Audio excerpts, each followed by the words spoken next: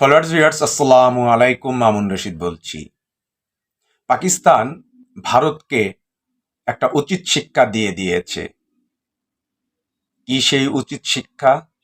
Iran Israel আমেরিকার এই যে যুদ্ধের এক ভয়াবহ পরিস্থিতি, এখানে একটি নেগোশিয়েটর দেশ হিসেবে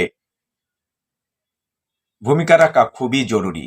প্রথমে তুরস্কের এরদোগান এর দায়িত্ব নিয়েছিল, কিন্তু ব্যর্থ হওয়াতে এর দায় দায়িত্ব ভূ রাজনৈতিকগত দিক থেকে, গ্রহণযোগ্যতার দিক থেকে পাকিস্তানের নামটা প্রাধান্য পায়।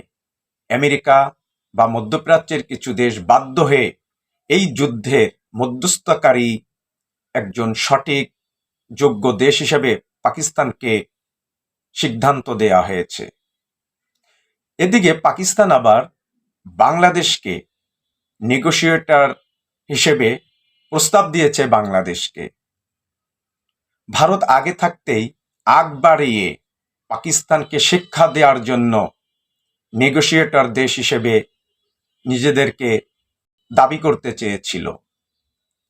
ভারত হচ্ছে ইরানের বড় তেল ক্রেতা দেশ। ভারত চেয়েছিল যে আমাদের অগ্রাধিকারটা এখানে বেশি। সেই অগ্রাধিকার ভিত্তিতে শুধু নয়, ইরানের বড় তেল ক্রেতা ভারত।